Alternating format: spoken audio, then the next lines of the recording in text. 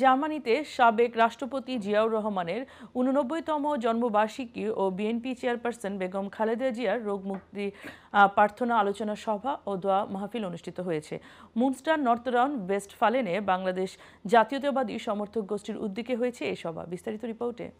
বহুদলীয় গণতন্ত্রের প্রবর্তক শহীদ রাষ্ট্রপতি জিয়াউর রহমানের ৮৯তম জন্মবার্ষিকী এবং আপসহীন নেত্রী সাবেক প্রধানমন্ত্রী বেগম খালেদা জিয়ার রোগ মুক্তির কামনায় মনিস্টার নর্থ রাইন ওয়েস্টফালেন বাংলাদেশ জাতীয়তাবাদী সমর্থক গোষ্ঠী এর উদ্যোগে ২৩ ফেব্রুয়ারি মনিস্টারের স্থানীয় একটি হলে এক আলোচনা সভা ও দোয়া মাহফিলের আয়োজন করা হয়। জার্মান বিএনপি নেতা নজরুল ইসলামের সভাপতিত্বে এবং সুমন ঢালির সঞ্চালনায় পবিত্র কোরআন তেলাওয়াত পরবর্তী স্বাগত বক্তব্য রাখেন তুফাল আহমেদ রনি। আরও বক্তব্য রাখেন কমিউনিটি নেতা আলমগীর হোসেন, জার্মান বিএনপির সাবেক সহসভাপতি আওলাদ হোসেন, বিএনপির নেতা মঈনুদ্দিন, টিপু আহমেদ, দেলোয়ার হোসেন। এ সময় বক্তারা বলেন, শহীদ রাষ্ট্রপতি জিয়াউর রহমানের জন্যই আওয়ামী লীগের এদেশে পুনর্বাসন হয়েছিল। তবে পরিতাপের বিষয় হচ্ছে, গত ১৭ বছর আওয়ামী লীগ ফ্যাসিস্টের ভূমিকা অবতীর্ণ হয়েছে।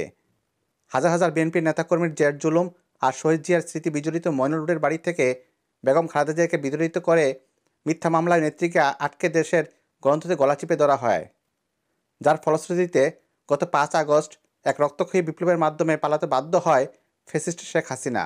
রাজীব খান, জিকো আহমেদ এবং মাহবুবুর রহমান মানিকের পৃষ্ঠপোষকতায় আলোচনা সভায় অন্যান্যদের মধ্যে আলোচনা করেন মোবারক হোসেন তপন, মঞ্জু, পিন্টু, দেলোয়ার হোসেন ফারুক, বিল্লাল হোসেন, বাপ্পি সহ আরও অনেকে।